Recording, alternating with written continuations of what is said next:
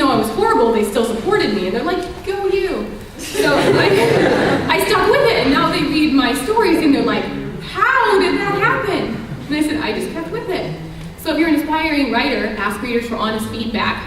Have gamers check out your work for accuracy and relevancy, and then have non-gamers read it so they can see the entertainment value and digestibility. So don't just have your friends read it, have different people with different perspectives look at your work. For developers, request an industry veteran or an informational interview. Ask an industry veteran for an informational interview or a portfolio review. If they're like, some huge like Peter Molyneux, something like that, they may not be able to review your portfolio, but they can maybe recommend somebody in their studio if they've got some sort of liaison or HR lead or something. Just ask. Why not? There's no reason not to. It shows initiative. This goes for both press and dev. If you didn't get the job, don't just walk away with your tail between your legs. Ask them why.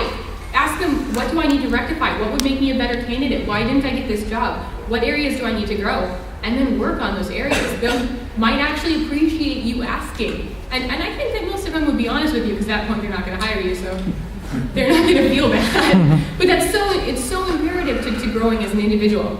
And always be hungry for feedback. Never ignore good-natured criticism. You really do have to have a thick skin in this industry. The internet is kind of a jerk. So you have to have thick skin, and you have to do your best to be your best so that the internet is less of a jerk. All right, this one's a little tough. Don't expect the moon. Press compensation is usually livable. Barely. You don't get paid a lot. It's not luxurious. But on the press side, enjoy the perks, enjoy the travel, enjoy, rubbing elbows with industry luminaries, the networking, the free games, the free food, sliders. For some reason, they have mini hamburgers at every event ever. Yeah. Seek a full-time gig so that you can get benefits. And then, it balances out. You may not get the huge salary, but you get a lot of perks, life-changing experiences. On the developer side, compensation is generally better. It's a very, very competitive industry. It depends on your specialty and market, exactly what you'd be making. But God, developers have fantastic benefits. And I'm not just saying benefits, studio perks. All right, I'll finish talking. Fantastic studio perks because they want to keep you happy. They don't want you to go to another studio. So I have a world-class gym with an Olympic-sized pool that I get to use for free. And if you stay past 6 p.m., they give you dinner and free donuts and all kinds of stuff. They're fantastic. So again, that's kind of, you can see both sides of the industry. Don't be married to Minnesota. This is a joke because I always thought that my wanting to stay in Minnesota would dictate my job. You're going to most likely have to move. Most developers or press have moved a time or two. There's a lot of hot spots around the globe, and you'll probably have to relocate to one of them. So warm up to the idea. Don't start looking for a house right after you graduate. Keep your options open. Online blogging allows for press to have some freedom, but you'll most likely be stuck with news and reviews rather than previews and interviews and event coverage, so that's kind of a trade-off. And startups and casual companies, which is hugely growing, those are actually providing opportunities for developers in surprising locations, so that's something that you can also keep your eye on, but it makes you have to be an opportunist, kind of have to take what you can get if you don't want to move, rather than going after what you really want. So gamedevmap.com, this is another thing I linked to. This shows all the hotspots of the game studios around the world. Definitely worth referencing. We're almost there. Work hard and don't give up. Work really hard. Really, really, really hard. It's a hard industry to get into, like I said. Expect long nights. You're going to work weekends while searching for a job, and once you've got it, network, put your best foot forward, hone your skills, and your opportunity will come. I genuinely believe that. If you work hard enough, you will break into this industry if you want it enough. Don't give up, because if you do, everyone else is going to give up on you. So you have to believe in yourself, even in the face of rejection.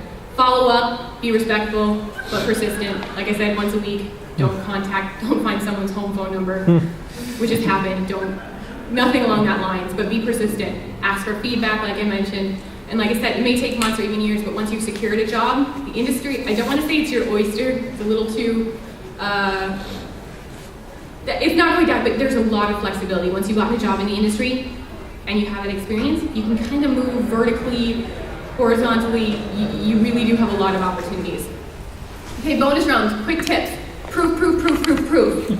Your resume will be thrown out if you have a typo in it. I'm just straight up, that's how it works.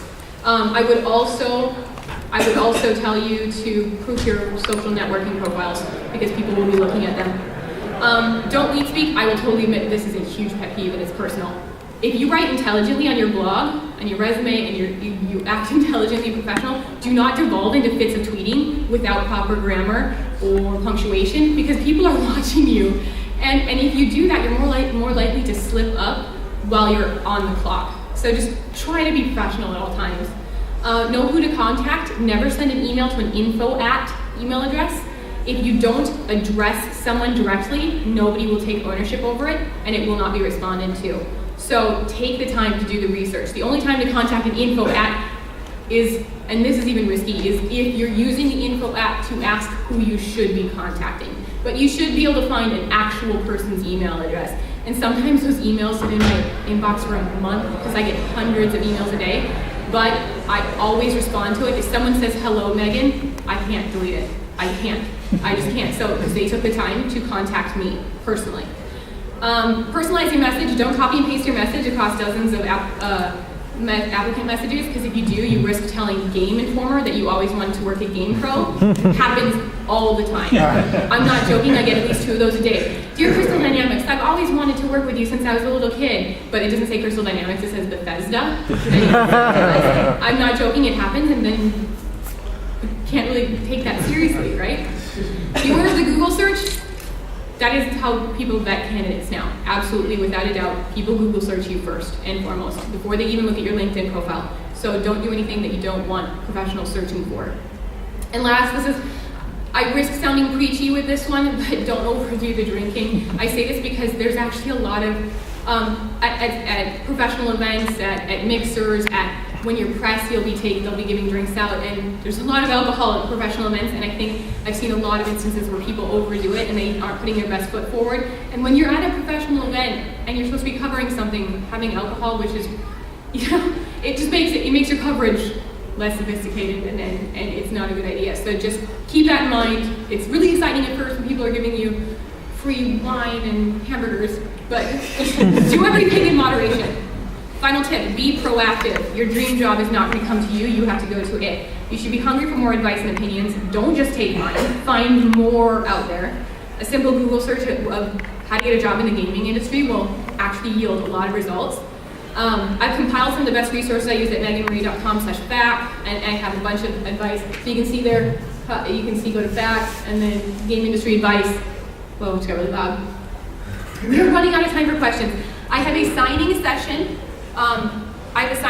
Immediately after this. I will take questions during signing, and I will stay after to answer your questions. I really want to answer questions. I didn't think it would take this long. It's really important to me to get you guys feedback. So I'll put my contact information up here quickly.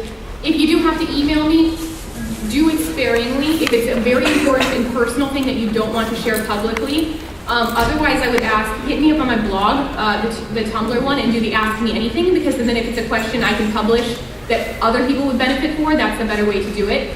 Twitter, you can hit me up. Facebook, I don't have a vanity URL on Facebook, so you actually have to search my name. But yes, that's all my contact information. Should I just wrap up and do questions? Yes. Okay. Wrap up, you got about 1 minute. The next panel's supposed to start. Okay. All right. I'm sorry. Was that helpful? Yes. Okay.